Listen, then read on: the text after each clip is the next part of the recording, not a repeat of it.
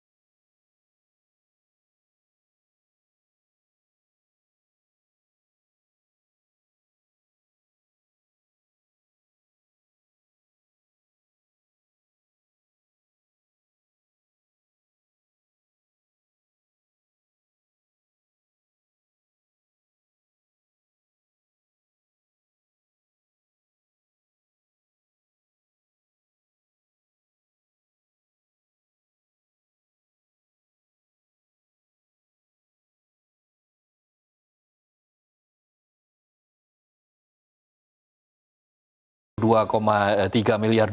surplus ke 33 bulan itu berturut-turut. artinya bahwa dasar yang digunakan untuk mengeluarkan Perpu menjadi urgensinya menjadi diperdebatkan ini, menjadi tidak relevan lagi. Nah, inilah yang harus dilihat nanti seperti apa Perpu ini. Tapi kalau baca berita ini Mas, katanya kelihatannya DPR akan tetap mengesahkan, walaupun memang kenapa tidak bersegera supaya tidak terkesan bahwa hanya jadi tukang stempel begitu. Iya, bisa jadi, tetapi ini akan menjadi presiden yang akan tidak baik ya ke depannya, karena putusan MK kan sebetulnya mensyaratkan adanya partisipasi yang lebih luas terhadap Undang-Undang Cipta Kerja ini. Baik, nanti kita lihat perkembangannya seperti apa. Kita harapkan memang anggota Dewan mengingat bahwa Dewan Perwakilan Rakyat, mewakili rakyat, bukan mewakili diri sendiri saja. Kita tinggalkan berita itu, kita ke berita selanjutnya di halaman 2. Ini terkait dengan penyelenggaraan ibadah haji. Jemaah khawatir tidak mampu lunasi BP atau biaya penyelenggaraan ibadah haji. Tidak mampu lunasi, ini kenapa nih Mas Bos? Ya, karena meskipun sudah turun ya, dari tadinya tanggungan jemaah itu diusulkan hampir 70 juta, 69, sekian juta. Turun, tetapi turunnya kan masih mendekati 50 juta. Jadi angka yang disepakati kan sekarang jamaah itu berhak untuk membayar 49,8 juta. Hampir 50 ya? Hampir 50 lah ya. Nah, katakanlah 50. Itu artinya setiap satu orang jamaah reguler, dia sudah membayar 25 juta untuk mendapatkan nomor porsi kan. Berarti ketika dia itu berangkat, misalnya tahun ini berangkat, ya dia harus melunasi. Jadi harus tambah 25 juta lagi, kira-kira sekitar segitu. Nah, bagaimana dengan orang-orang yang jemaah yang memang mengumpulkan rupiah demi rupiah ini sesuatu yang sangat besar loh, 25 juta itu, tambahan 25 juta itu, dan itu sesuatu yang mendadak begitu. Makanya ini agak berbeda dengan negeri jiran Malaysia. Kenapa? Karena Malaysia itu dana tabung hajinya sudah dimanfaatkan untuk investasi di banyak sektor, dan lebih lama ya, infrastruktur dan seterusnya. Sementara di Indonesia kan investasi di situ kan masih jadi perdebatan. Sehingga yang bisa digunakan kan nilai manfaatnya lebih kecil daripada yang dihasilkan di Malaysia. Betul. Meskipun secara umum sebetulnya biaya penyelenggaraan ibadah haji yang sudah ditetapkan pemerintah Malaysia sebetulnya lebih mahal, daripada 102 juta kan. Sementara kita kan hanya 90-an juta. Gitu loh. Kita harap memang ini memang serba sulit ya, karena selama ini kan nilai manfaat itu kan Mas Kohar yang kemudian karena mungkin juga semakin terbatas, akhirnya pemerintah harus mengambil jalan seperti ini. Iya, jadi kalau memang ingin supaya nilai subsidinya besar, maka sebetulnya kita harus meniru Malaysia lah. Menggunakan dana tabung haji itu, dana kelolaan haji yang dikelola oleh badan itu, untuk bisa diperbolehkan untuk investasi. Katakanlah misalnya syaratnya harus menggunakan platform syariah, nggak soal. Yang penting investasi itu disahkan dan kemudian sepakat, maka nilai manfaatnya jauh lebih besar dan yang kembali ke jamaah haji juga bisa lebih besar. Iya, kan sudah banyak juga surat berharga syariah kan sekarang ini ya. Betul. Baik, kita harapkan ada ketemu jalan keluar supaya kemudian tidak terjadi lagi harus menambah hampir sama persis dengan apa yang sudah disetorkan ya. Iya. Kita tinggalkan itu, kita ke berita selanjutnya di halaman 3. Ini dari seputar pemilu 2024. Sistem proporsional tertutup, kemunduran politik. Kalau kita lihat di Mahkamah Konstitusi, Mas Kohar, ini kan sudah mulai bersidang ya. Iya. Tapi kira-kira kapan akan diputuskan dan apakah memang kemudian artinya proporsional tertutup ini benar-benar kemunduran politik, Mas Kohar? Iya, kalau dilihat dari berbagai argumentasi, ini salah satu yang disampaikan oleh Badan Advokasi Hukum Nasdem ya, dan Partai Garuda.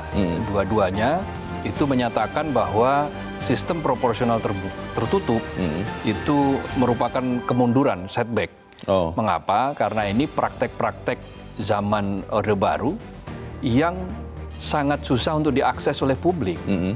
Karena publik tidak tahu mengapa si A, si B, si C misalnya, yang suaranya lebih besar ketika dia dipilih, kok yang ditentukan si D oleh partai politik yang bersangkutan. Nah, itu kan sistem DPR ya. Betul, ini sistem tertutup. Nah, ada deal-deal apa ini? Nah, misalnya masyarakat menghendaki itu.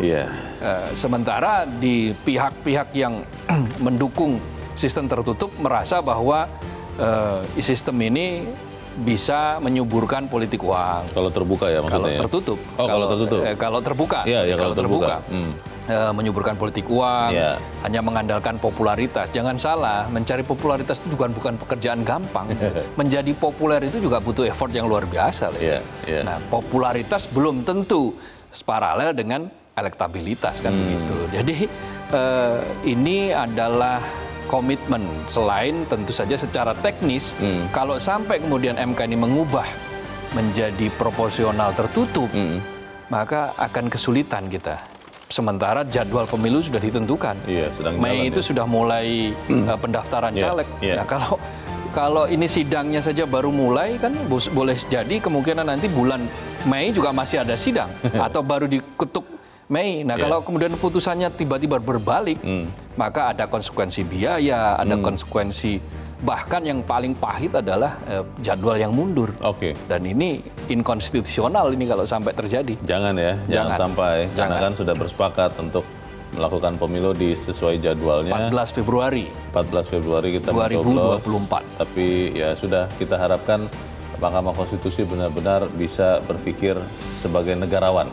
Kita ke editorial pemirsa pada pagi ini diberi tajuk menguji nyali Erick. Saya terus terang tidak terlalu tahu nih Mas Kohar, apakah seorang Erick Thohir punya nyali seperti apa. Tapi kalau melihat sepak bola di Indonesia seperti yang tadi disampaikan di pengantar, memang kan seperti benang kusut.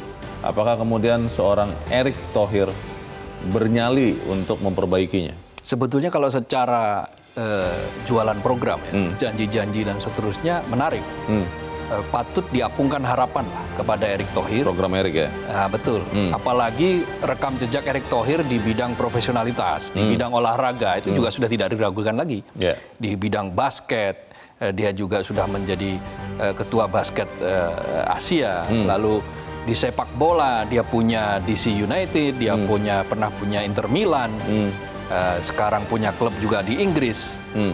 Dia pernah terlibat di Persib Bandung, Persija Jakarta, Persis Solo. Jadi malang melintang di dunia sepak bola sudah dilakoni. Tetapi mengapa saya tadi bilang kita perlu skeptis, perlu ragu-ragu? Karena setiap era perubahan ketua umum, janji yang diapungkan oleh semua ketua umum itu sama. Bagus maksudnya? Bagus, sama. Kemudian ingin membawa prestasi, ingin membersihkan PSSI dari benalu, tetapi kita menghadapi situasi kering prestasi. Sampai saat ini sudah berapa orang berganti. Nah, fakta-fakta seperti itulah yang membuat ya boleh kita menggantungkan harapan, tetapi sebaiknya tidak usah terlalu tinggi lah gitu. Apalagi kalau kemudian rumor atau dugaan banyak orang bahwa Ketua Umum PSSI hanya menjadi batu loncatan ya untuk jenjang karir berikutnya. Fakta selanjutnya itu kan, fakta itu lainnya lagi. Repot lagi, tapi ya sudah kita bahas itu Mas Kohar, dan inilah editorial pemirsa untuk hari ini, Jumat 17 Februari 2023, menguji nyali Erick.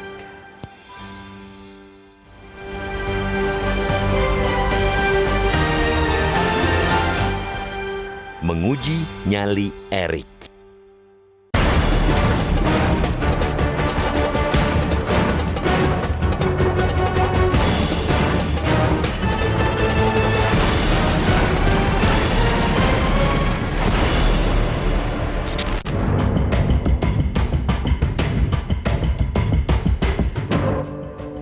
Memimpin federasi sepak bola di negeri yang prestasinya kalah jauh jika dibandingkan dengan kontroversi dan kebobrokan pengelolaannya memang tidak mudah, bahkan sangat sulit.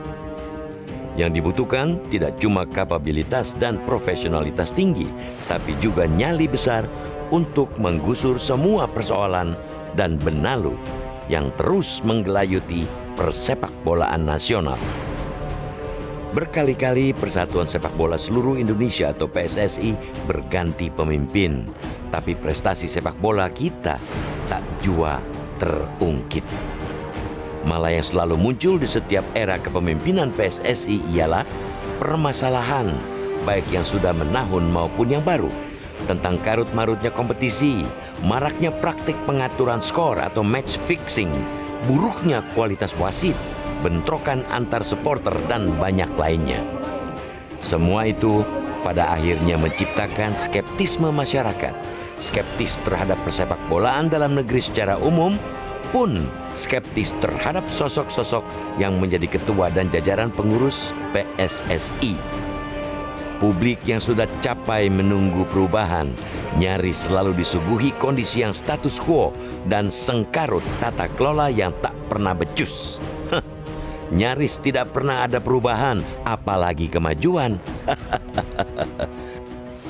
Terpilihnya Erick Thohir sebagai Ketua Umum PSSI pada Kongres Luar Biasa atau KLB PSSI kemarin pun tak terhindar dari respons skeptis dari publik.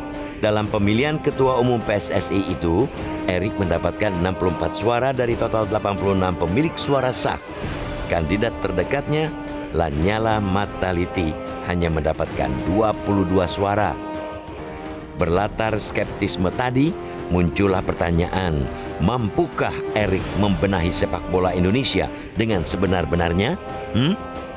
Punya nyalikah dia membersihkan persepak bolaan nasional dari kotoran-kotoran yang selama ini seolah tak tersentuh? Beranikah sang Menteri BUMN itu menjauhkan jarak antara posisinya sebagai Ketua Umum PSSI dan hasrat politik, khususnya untuk kepentingan pemilu 2024? Secara kapabilitas dan rekam jejak, mungkin kita tak perlu meragukan Erick Thohir. Sebagai anggota Komite Olimpiade Internasional atau IOC, ia tentu paham betul bagaimana menangani tata kelola organisasi olahraga. Sebagai mantan pemilik klub Liga Italia, Inter Milan, Erik sangat mengerti memperlakukan sepak bola sebagai sebuah industri. Ia juga tahu bagaimana permainan dan pelaku kotor dalam industri itu bekerja. Karena itu, seperti yang juga dikatakan Erick Thohir dalam pernyataan pertamanya kepada wartawan setelah menjadi Ketua Umum PSSI kemarin, yang paling dibutuhkan saat ini ialah nyali. Dia bilang tidak perlu teori untuk memperbaiki sepak bola Indonesia, tapi nyali. Cocok. Artinya, sudah ada kesepahaman di awal antara keinginan publik dan Erick.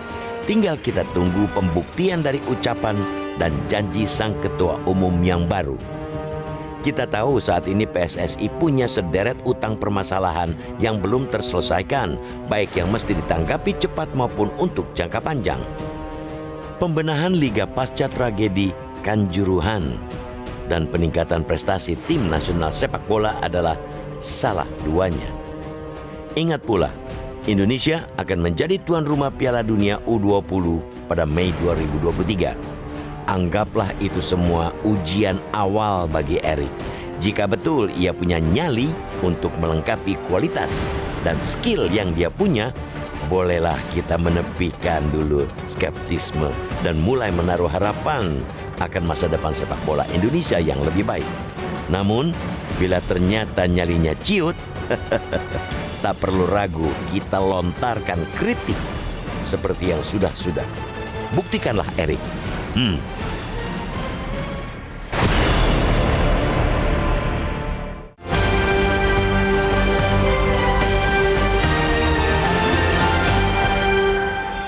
Di bagian berikut Anda bisa ikut menyatakan pendapat Anda terkait dengan editorial hari ini. Pemirsa, untuk saat ini tetaplah bersama kami.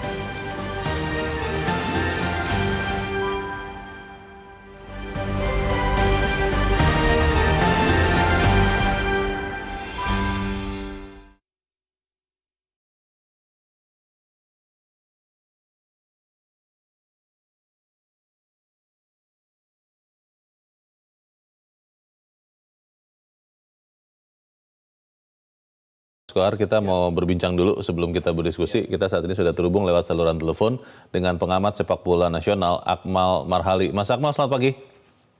Selamat pagi. Ya, Mas Akmal, kita mendapatkan seorang Erick Thohir sebagai Ketua Umum baru PSSI dan banyak sekali yang sangat percaya bahwa seorang Erick Thohir bisa membuat sesuatu yang baik untuk persepak bolaan nasional. Kalau Anda lihat, apakah itu akan terjadi? Atau seperti apa, Mas Akmal? Ya, kita masyarakat selalu dibuai dengan harapan-harapan, dengan janji-janji selama 20 tahun terakhir di sepak bola Indonesia. Faktanya semuanya nihil. Gitu. Jadi kita tidak bisa memberikan harapan di depan buat yang terpilih pengurus PSSI 2023-2027. Kenapa? Karena memang harus dibuktikan terlebih dahulu. Gitu. Pak Erick misalnya yang ngurus PSSI harus bernyali, harus berani berantas mafia. Toh buktinya komposisi EXO-nya sama saja gitu kan dengan yang masa lalu, tidak banyak perubahan yang berarti, bahkan yang baru-baru masuk banyak orang-orang bermasalah di sepak bola kita saat ini. Nah, ini yang menjadi PR, apakah bisa atau tidak. Yang pertama, saya ingin menggambarkan betapa Kongres luar biasa PSSI itu mencerminkan sepak bola Indonesia. Oke, pemilihan Ketua Umum PSSI menggambarkan bagaimana sportivitas dan fair play digambarkan dalam pemilihan Ketua Umum PSSI kan, di mana Pak Erick terpilih, Pak Lanyala bertarung dengan sangat gigih, akhirnya kalah dengan 22 suara, tapi kemudian setelah pemilihan Pak Lanyala menyampaikan akan memberikan dukungan dengan syarat tidak ada orang lama di pengurusan PSSI, kemudian dia akan percaya Pak Erick bisa memberikan perubahan kalau mampu memotong satu generasi di sepak bola Indonesia. Ini gambaran sepak bola dunia yang sportif dan fair play. Yang menang tidak jumawa, yang kalah tidak merasa terhina. Tapi pemilihan wakil ketua umum PSSI ini gambaran sepak bola Indonesia, tarkam.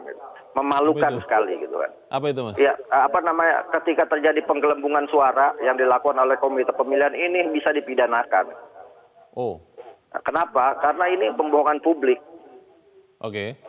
Dan itu dilakukan oleh komite pemilihan yang dipilih oleh pengurus PSSI, oleh komite eksekutif PSSI. Artinya sejatinya ada by design dalam pengurusan dalam Kongres luar biasa PSSI ini siapa yang harus dimenangkan. Itu yang pertama. Dan yang memalukan adalah yang digelembungkan suaranya adalah Menpora yang seharusnya menjadi bapak olahraga Indonesia gitu. Oke. Dan ketika kemudian dilakukan penghitungan ulang, Menporanya kalah. Dan ketika Menporanya kalah, ada satu yang menang mengundurkan diri. Ini kan tekanan dan intervensi. Nggak mungkin Dan mengundurkan katanya- diri kalau tanpa tekanan. Ya, mengundurkan diri dan langsung keluar dari tempat sidang ya, ini ya, menariknya ya. Iya, dan ini mengkhianati peserta kongres. Mereka sudah dipilih, dia sudah dipilih tapi mengundurkan diri. Dan kalau saya melihat ada tekanan di dalam ketika kemudian mengundurkan diri. Kalau Mas kemudian Akmal. terpilih, Ya, Mas Akmal, ada yang mengatakan bahwa Erick Thohir menjadi ketua umum PSSI untuk batu loncatan ke 2024. Anda melihat itu bisa mengganggu PSSI atau itu memang hanya pandangan nyinyir orang-orang? Bagaimana Mas Akmal? Ya, saya melihat bahwa sepak bola kita di sini saat ini masalahnya ada di akarnya. Ketika akarnya tidak diangkat atau tidak dipotong, maka masalah akan tumbuh lagi. Salah satu akar masalahnya adalah ekosistem. Sepak bola Indonesia saat ini hidup dalam 3 lapisan. Lapisan pertama adalah politisi, pejabat, konglomerat, pengusaha yang butuh popularitas, butuh publikasi dan butuh elektabilitas untuk kepentingan politik. Kelompok kedua adalah mereka yang menguasai sepak bola dari hilir ke hulu, bisa mengatur skor pertandingan, bisa mengatur siapa juara, bisa mengatur siapa degradasi, bisa mengatur siapa yang promosi, dan bisa mengatur kapitalisasi bisnis untuk kelompok mereka sendiri. Kelompok kedua ini adalah mafia. Kelompok ketiga adalah masyarakat kita ini semua supporter sepak bola yang penuh harapan ingin melihat sepak bola kita berprestasi, tapi faktanya nggak menghasilkan apa-apa. Nah, kelompok dua ini yang selama 20 tahun ini berkuasa di sepak bola Indonesia. Jadi siapapun ketuanya, walaupun ada 2 menteri ya di kepengurusan saat ini, itu akan sulit kalau kemudian lapisan keduanya tidak dibenahi di sepak bola Indonesia. Mas Akmal, ini pertanyaan terakhir. Menguji nyali Erick, kalau Anda lihat Erick punya nyali atau nyalinya besar tidak untuk membersihkan yang golongan kedua yang tadi Anda sebutkan itu? Ya, yang pasti golongan kedua pun ada di dalam exco yang ada saat ini. Gitu kan. Artinya kalau kemudian Pak Erick punya nyali besar, maka dia bisa setidaknya memutus potensi orang-orang itu untuk bergerak, mempengaruhi bagaimana dia memimpin PSSI. Dan itu terjadi di era Pak Edi Rahmayadi dan Pak Muhammad Iryawan. Dua-duanya adalah jenderal bintang 3, terperdaya dengan ulah-ulah para pelaku kotor sepak bola Indonesia.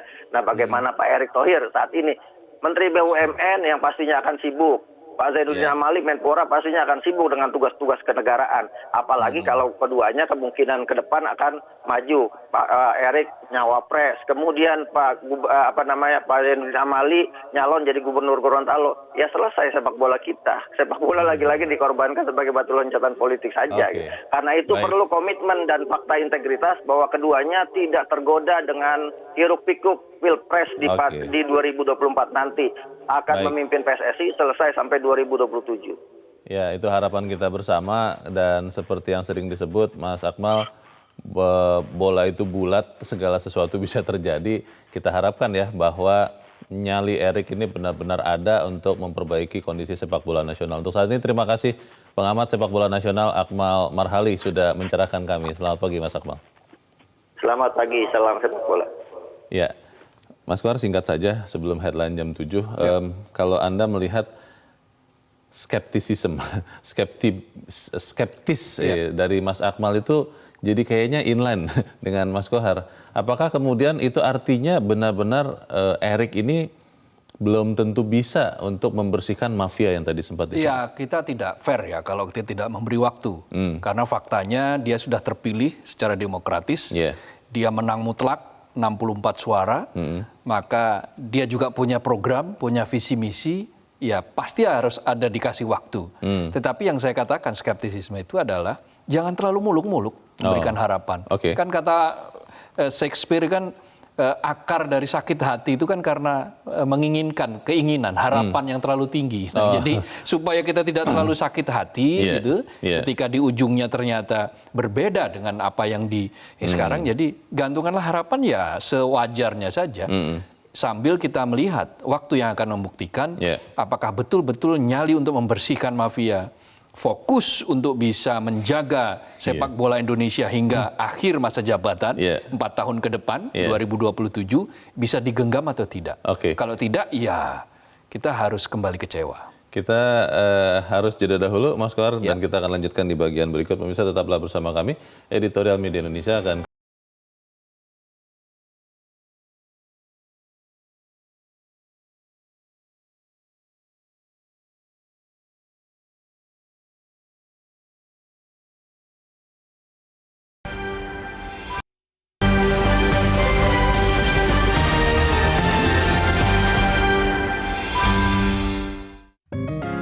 Media Indonesia mengajak Anda untuk mengakses fitur premium e-paper. Dengan sajian konten berbasis intelektual dan meneguhkan kebangsaan, Media Indonesia tampil dengan lebih dinamis melalui e-paper Media Indonesia yang dapat Anda akses kapan saja, di mana saja. Caranya mudah, download aplikasi Media Indonesia di Android atau ketik link e-paper.mediaindonesia.com atau bisa scan QR Code pada layar kaca Anda. Klik tab e-paper di bagian samping layar tablet Anda, daftarkan data diri, serta pilih paket berlangganan e-paper Media Indonesia sesuai dengan kebutuhan Anda. Nikmati juga bonus spesial tambahan 4 halaman rubrik fokus setiap hari. Semua bisa Anda dapatkan hanya di e-paper Media Indonesia. Untuk informasi lebih lanjut, hubungi customer service di nomor 0811 1201 2018 atau kunjungi media sosial @Media Indonesia. Media Indonesia, referensi bangsa. Terima kasih pemirsa, Anda masih bersama kami di Editorial Media Indonesia, dan sekarang waktunya kita, Mas Kohar, untuk mendengarkan juga dari pendapat dari pemirsa Metro TV. Kita sudah tersambung dengan pemirsa Metro TV di Bekasi, Jawa Barat. Ada Pak Ondo Silitonga. Pak Ondo, selamat pagi. Selamat pagi Bung Leo, selamat pagi Bung Kohar. Selamat pagi. Silakan Pak Ondo. Iya, Erik nyalinya pasti tinggi Mas, karena dia memiliki 64 suara dari 86. Kemudian di belakangnya itu ada Jokowi, di belakangnya itu ada ribuan industrian yang orang-orang yang berkecimpung di bidang industri, ada pemain sepak bola ratusan, ada pengamat yang ribuan. Jadi saya yakin dia berani. Asal saja dia tidak mau jadi cawapres di tahun 2024. Inilah saatnya persepak bolaan kita semakin maju ke depannya. Karena Erik ini adalah orang-orang yang sudah berkiprah di sepak bola atau olahraga. Dia pernah menjadi IOC, dia pernah menjadi pemilik klub Inter Milan, dia pernah mengakuisisi NBA, dia juga sukses pelaksanaan Asian Games tahun 2018 di Indonesia. Erik ini sangat yakin saya bisa membawa PSSI menjadi yang terbaik nanti ke depannya. Karena dia menyadari bahwa ini adalah industri. Dia tidak akan mencari popularitas di sini. Seperti yang lain mencari popularitas sebelum menjadi menteri, sebelum menjadi gubernur, sebelum menjadi wali kota, dan lain-lain. Jadi saya yakin tidak akan ada lagi ya. Kalau Pak Erick Thohir ini kemudian menjadi calon wakil presiden, itu seperti apa Pak? Loh, ini akan ambruk lagi PSSI, akan dipimpin lagi dengan orang yang lain. Tapi saya yakin dia punya moral itu tidak seperti itu. Karena ini adalah dia orang yang sangat teguh berpegang kepada jabatan yang dia pegang. Jadi saya yakin dia tidak. Kalau dia sampai melakukan itu, dia mau menjadi cawapres dengan harapan-harapan tertentu, inilah saatnya dia hancur nantinya. Karena sudah jadi cawapres, nggak terpilih pula, habis jadi riwayatnya. Jadi saya yakin bahwa dia tidak akan melakukan itu. Jadi saya berharap supaya Erik dalam posisinya sebagai ketua PSSI sekarang dapat menghabisi mafia-mafia sepak bola yang mana kita biasanya tahu skor sudah diketahui sebelum pertandingan dimulai. Jadi saya yakin dia harus bertanggung jawab utuh untuk ini dan dia tanggung jawab terhadap seluruh pencinta sepak bola. Kalau dia nanti cawapres, hancur dia. Udah gagal, habislah semua usaha-usahanya. Demikian, terima kasih. Terima kasih Pak Ondo Silitonga di Bekasi, Jawa Barat. Selamat pagi Pak. Di belakang Pak Ondo ada Pak Agus di Malang, Jawa Timur. Pak Agus, selamat pagi. Selamat pagi, Metro. Assalamualaikum warahmatullahi wabarakatuh. Waalaikumsalam warahmatullahi wabarakatuh. Bagaimana Pak Agus pendapat Anda Pak? Metro TV, ya. Silakan Pak. Kalau kita melihat kemarin pada pemilihan ketua PSSI, kita semua rasanya sudah bisa menerka kira-kira siapa yang terpilih. Yang jelas, Ya, jadi silakan, Bagus. saya ulangi lagi, tentunya kita bisa menebak ketika pemilihan ketua PSSI itu nanti siapa yang terpilih. Nah ini sudah nyata ini, dari Pak Erik kita tahu bahwa Pak Erik sudah banyak menangani sepak bola. Namun di sisi lain setting itu sudah nampak jelas. Artinya ketika Pak Erik jadi ketua, wakilnya menteri, itu kan dominasi pemerintah. Jangan di sisi lain pemerintah untuk mengurusi PSSI itu sebenarnya di luar PSSI. Berikan kesempatan kepada orang-orang yang notabene mempunyai suatu kemampuan profesional di dalam pengurusan sepak bola. Nah, sekarang pertanyaannya adalah, apakah Erick Thohir itu fokus kepada dia jabatan seorang menteri? Apakah dia fokus jabatan ketua PSSI? Dan apakah ada batu loncatan untuk menuju 2024? Kita tahu saat ini langkah-langkah Erick dalam menuju 2024 sudah sangat nampak dan sangat jelas. Nah, dalam hal ini, apakah nanti bisa untuk membenahi sekaligus merombak tatanan PSSI yang saat ini sangat amburadul dengan dikuasai oleh mafia-mafia yang luar biasa? Itu aja. Saya terus terang aja masih pesimis. Karena hari ini ada lanjutan-lanjutan sampai 2024. Terima kasih, Mendro. Baik. Terima kasih Pak Agus di Malang, Jawa Timur untuk pendapat Anda, Pak. Selamat pagi, Pak Agus. Di belakang Pak Agus ada Pak Sukarwan di Magelang, Jawa Tengah. Pak Sukarwan, selamat pagi. Iya, selamat pagi Bang Leo, Bang Kohar, selamat pagi Metro. Selamat pagi, silakan Pak Sukarwan. Begini, saya ada 3 hal singkat-singkat saja. Pertama, setidak-tidaknya ada harapan baru. Kalau melihat track record Pak Erick Thohir yang sudah tuh memimpin tuh, ada harapan baru untuk PSSI persepak bolaan menjadi maju. Kan seorang manajer itu kan harus jual gagasan. Dan gagasan itu ditawarkan, dijual, diuji, terbukti enggak. Kalau terbukti terus cari gagasan lagi. Yang kedua, Pak Erick harus punya nyali untuk memberantas mafia-mafia sepak bola ini. Sampai sepak bola di Indonesia ada permainan skor, wah ngeri sekali. Saya tuh mau emosi kalau dengar hal seperti itu. Yang ketiga, kalau sepak bola sudah maju, ya ingat, tahun 76 tuh zaman Roni Pasrah, Oyong Lisa, Andilala, Indonesia tuh maju sepak bolanya, kok malah seperti ini. Terus harus iri hati dengan bulu tangkis. Bulu tangkis tuh kalau tampil di dunia Indonesia sudah diperhitungkan, tapi kalau sepak bola kok selama ini menangnya paling Timor Leste, Brunei, itu kan belum menang itu namanya. Itu aja. Pokoknya sekali lagi, yang terakhir Pak Erick. Nah ini yang jadi pertanyaan, kalau Pak Erick nanti memikirkan 2024 Wapres atau Cawapres, ini amburadul lagi nanti PSSI. Pak Erick jangan terjun ke sana, harus fokus saja. Menteri dan PSSI ini ditangani benar, jangan mikir wakil presiden, apalagi nanti amburadul lagi PSSI. Baik, terima kasih Pak Sukarwan di Magelang, Jawa Tengah untuk pendapat Anda, Pak. Selamat pagi. 3 pemirsa, kelihatannya Pak Ondo yang percaya bahwa Pak Erick akan fokus sebagai Ketua Umum PSSI. Dan Pak Ondo mengatakan yakin bahwa tidak akan mencalonkan sebagai Wakil Presiden.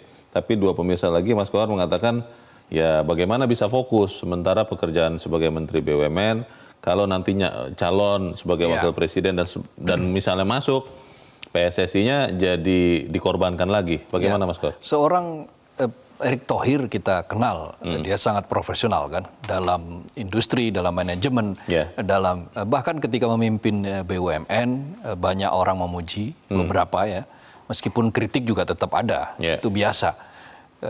Ketika dia menangani sepak bola bagus, tetapi apakah dia bisa membongkar karut-marut di PSSI? Itu harus kita buktikan nanti. Tetapi kan paling tidak dia sudah menjanjikan sesuatu. Publik mencatat. Hanya saja memang awalan dari KLB ini sudah dimulai dari sesuatu yang kurang baik. Bahkan tidak baik sebagian orang mengatakan. Prosesnya apa itu? Proses pemilihan wakil ketua umum. Jadi pertama dilangsungkan secara tertutup, media tidak ada yang tahu. Biasanya terbuka? Ya, biasanya terbuka, media setidak-tidaknya media tahu prosesnya. Apa yang terjadi kemudian? Berikutnya adalah untungnya ada voters yang bersedia menceritakan apa yang terjadi di dalam. Oh, oke. Yang mengatakan bahwa ada penggelembungan suara. Ada orang yang merasa memilih Ratu Tisa, tetapi ketika tiba-tiba kok dia kalah. Oh, itu tidak dihitung Sempat terbuka terjadi begitu? kericuhan. Oh, oke. Maka ditengahi oleh Iwan Bule, Muhammad Iriawan, mantan ketua umum PSSI ya, yang digantikan Erick Thohir. Dia menengahi dengan dia mengusulkan pencoblosan ulang. Oh, oke. Maka dilakukanlah itu pencoblosan ulang, dan ketika dicoblos secara ulang, yang mendapatkan suara terbanyak untuk Waketum satu adalah Ratu Tisha. Lalu di bawahnya itu ada namanya Yunus Nusi. Yunus Nusi adalah mantan sekjen kan? Yang Sekjen kemudian akhirnya PSSI. masuk kan ya? Betul. Sebagai yang wakil ketiga ketua baru umum. kemudian Menpora Zainuddin Amali. Tetapi yang mengagetkan banyak kalangan adalah tiba-tiba Yunus Nusi Mundur. Padahal dia ketika pemilihan pertama maupun pemilihan ulang Masuk dia sebagai waketum. masuk sebagai Waketum. Yang pertama dia dengan Zainuddin Amali, Iya. yang kedua Ratu Tisha dengan dia kan gitu. Ada apa ya? Ada apa? Dan ini wajar kemudian kalau publik bertanya-tanya, masyarakat bertanya-tanya. Ini memulai sesuatu dengan cara yang tidak baik, by design gitu kan. Orang-orang menudingnya seperti itu. Nah, ketika by design ini, maka ini kan akan menjadikan Erick Thohir nanti akan dikepung oleh kekuatan-kekuatan seperti ini. Apalagi dari jajaran eksekutif komite, itu kan ada beberapa nama-nama lama. Iya, tadi kata Mas Akmal ya. Betul kan, yang Ini nama-nama itu masuk golongan dua. paling tidak dia bersinggungan lah dengan perkara-perkara lama. Nah, apakah seorang Erick Thohir sendirian dia bisa? Tentu saja tidak, karena eksekutif komite itu sangat menentukan. 12 orang itu, selain Waketum yang 2 orang, itu juga sangat menentukan. Nah, perkara-perkara semacam ini, itu akan mengurai bagaimana sepak bola ke depan akan dijalankan. Betul bahwa 5 tahun terakhir atau 4 tahun terakhir kita mulai sebetulnya, mulai menunjukkan Prestasi. sebelum tragedi Kanjuruhan ya, mulai ada yang bisa disebut sebagai prestasi. Contohnya adalah naiknya peringkat kita di FIFA dari 175, kemudian Sintayong masuk, sekarang peringkat kita 151, peringkat dunia, peringkat sepak bola kita. Lalu setelah terakhir tahun 2007 ikut masuk ke Piala Asia, setelah itu nggak pernah ikut Piala Asia.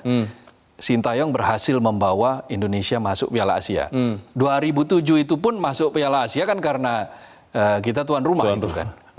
Otomatis. Nah, lalu begitu juga dengan kelompok umur yang juga ternyata masuk ke kualifikasi Piala Asia. Artinya secara prestasi sudah mulai menunjukkan ini, Hanya kemudian ini semua seperti kayak terhapus ketika ada tragedi Kanjuruhan yang menewaskan 132 orang. Yang sampai saat ini juga belum terang benderang. Pihak korban kan masih sangat mengharapkan pertanggungjawaban kan, dan restitusinya seperti apa yang diberikan oleh pemerintah dan oleh PSSI tentunya. Nah, tantangan-tantangan besar inilah yang menyebabkan tadi ada beberapa suara-suara skeptis, meskipun juga ada yang optimistis. Optimisme itu wajar, kenapa? Karena melihat rekam jejak Erick Thohir. Kapasitas Erick Thohir. Ya, tetapi skeptisisme, bahkan pesimisme, itu pun juga wajar. Karena melihat situasi yang sampai sekarang dan komposisi eksekutif komite yang ternyata juga masih ada orang-orang yang setidak-tidaknya bersinggungan dengan problem-problem PSSI di masa sebelum ini. Mas Kohar, kalau ini kan kita berandai-andai ya, walaupun ketua umumnya sudah jadi, Erick Thohir sudah jadi ketua umum PSSI, andaikan Erick Thohir resmi menjadi calon wakil presiden, itu tetap bisa jadi ketua umum atau tidak aturannya? Iya, kalau kita lihat dalam beberapa statuta, begitu dia ditetapkan oleh KPU, maka dia harus dinonaktifkan. Nonaktif sebagai ketua umum PSSI? Betul. Seperti yang terjadi ketika Edi Rahmayadi. Dia maju menjadi calon gubernur Sumatera Utara, maka dia nonaktif, dia selesai. Begitu dia jadi, dia selesai. Mundur ya waktu itu ya? Umum. Iya, dia mundur jadi ketua umum PSSI. Yang menggantikannya siapa? Yang menggantikan wakil ketua umum kan. Setelah itu sementara ya wakil ketua umum sampai kemudian pemilihan terjadi kongres PSSI. lalu memilih waktu itu Iwan Bule kan, Muhammad gitu. Iriawan, Muhammad Iriawan. Ya. Sebelumnya digantikan oleh Joko Driono kan. Kalau kemudian nanti sebagai calon wakil presiden nonaktif, misalnya ya, lalu yang menaik adalah wakil ketua umum. Ya, tentu saja di situ ada potensi Ratu Tisa karena wakil ketua umum 1 atau Zainuddin Amali. Kalau Ratu Tisa misalnya merasa tidak sanggup dan seterusnya. Jadi ada persoalan-persoalan yang ke depan yang bisa berpotensi untuk menjadi jebakan kalau sekali lagi kalau tidak fokus mengurus sepak bola ini. Bagaimana? Masyarakat sangat merindukan prestasi. Iya. Apa yang kita bisa titipkan untuk orang-orang yang sudah terpilih agar benar-benar tidak mengkhianati kepercayaan insan sepak bola? Kita bahas di bagian berikut, Mas Kohar. Pemirsa tetap bersama kami, Editorial Media Indonesia segera kembali.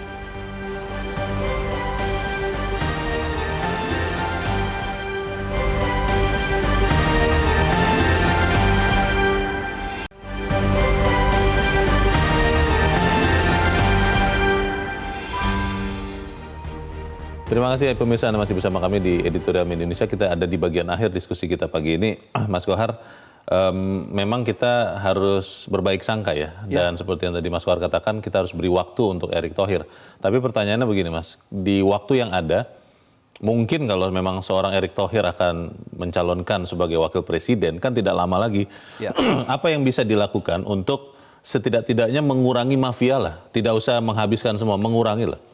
Satu tadi saya katakan, maka kita harus skeptis. Skeptis itu bisa jadi modal. Maka dengan modal skeptisisme itu, stakeholder sepak bola bisa kita gerakkan, bisa kita kerahkan untuk mengawasi. Siapa stakeholder sepak bola? Ya klub, ya termasuk publik pecinta sepak bola, termasuk di dalamnya supporter. Mereka harus mampu mengawasi federasi. Mengapa? Karena begini loh. Sepak bola itu di sini terlibat ribuan orang. Bayangkan, satu klub taruhlah misalnya 50 orang saja. Liga 1, Liga 2, belum lagi Liga 3. Klub Liga 3 yang jumlahnya banyak sekali. Di tiap-tiap provinsi ada. Maka ribuan orang ini sangat menggantungkan kehidupannya pada sepak bola. Mereka tentu berharap prestasi. Tetapi kalau mereka dipatahkan oleh aturan yang curang, sportivitas yang tidak ada, permainan yang sudah diatur, pengaturan skor misalnya, hal-hal seperti itu, pasti mereka tidak akan pernah maju. Saya memimpikan Indonesia itu bisa seberani Italia. Mudah-mudahan Erick Thohir yang sudah pernah memiliki Inter Milan bisa seperti itu. Apa yang dilakukan Italia begitu investigasi menunjukkan bahwa ada klub yang berlaku curang dalam laporan keuangan, dalam melaporkan transfer, maka dia dihukum. Juventus terakhir dipotong 10 poin. Dia sudah berada di 4 besar, tiba-tiba sekarang melorot ke peringkat ke-10 misalnya. Karena ketahuan tadi. Karena ketahuan itu. Bahkan waktu kasus Calciopoli, pengaturan skor, wasit menyuap wasit, dia didegradasi. Bukan hanya dipangkas poinnya, tapi didegradasi di Liga 2, di seri B, bukan seri A lagi. Dilakukan di Italia. Ya? Padahal itu kan itu klub besar waktu itu ya, sampai sekarang. Jadi disitulah yang disebut dengan nyali, keberanian untuk bersih-bersih. Nah ini harus dibuktikan dulu, seperti apa. Memang PR-nya berat, karena satu misalnya menyelesaikan Kanjuruhan seperti apa. Kedua, sebentar lagi ada Piala Dunia U20. Indonesia menjadi tuan rumah. Ini juga akan menjadi pertaruhan. Lalu setelah itu juga akan ada Piala Asia di tahun ini. Ada SEA Games. Nah, kita lihat dulu misalnya kalau dimulai stepnya dari SEA Games saja lah. SEA Games terakhir Indonesia mendapatkan emas kan 91. Tahun 1991. Emas sepak bola ya? Ya, waktu itu manajernya Pak Manila kan? IGK Manila manajernya. Dan Cardono sebagai ketua umum PSSI waktu itu. Maka masyarakat sudah terlalu lama merindukan prestasi itu. Tetapi untuk mencapai ke situ, maka benalu-benalu ini harus dibersihkan. Apa itu? Ya pengaturan skor tadi itu. Ada mafia, ada yang orang mencari untung, mencari uang, menggunakan sepak bola sebagai pertaruhan, judi dan seterusnya.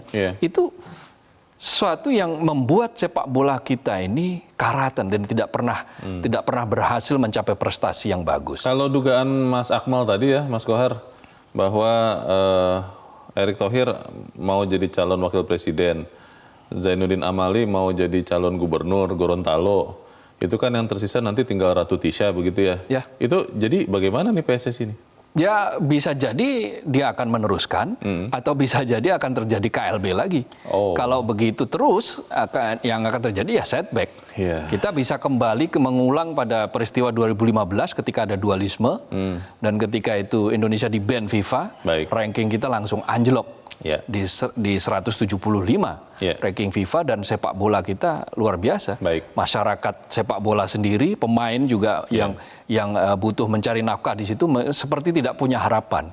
Nah, kita kan sekarang punya anak-anak muda, talenta muda yang Baik. mulai bermain di luar negeri gitu Ya. kan. Kita harapkan itu tidak terjadi ya, dan nyali Erick benar-benar bisa memperbaiki PSSI dan persepak bolaan, walaupun mungkin waktunya tidak banyak ya. Ya, kita tunggu. Kita Oke, tunggu. kita tunggu sama-sama. Mas Abdul Qadir, terima kasih sudah hadir di tempat ini. Ya, Selamat pagi, terima Mas. kasih. Selamat pagi, Leo. Pemirsa, kita tahu saat ini PSSI punya sederet utang permasalahan yang belum selesai, baik yang mesti ditanggapi cepat maupun untuk jangka panjang. Anggaplah itu semua ujian awal bagi Erick Thohir. Jika betul Erick punya nyali untuk melengkapi kualitas dan skill yang dia punya, bolehlah kita menepikan dulu skeptisisme dan mulai menaruh harapan akan masa depan.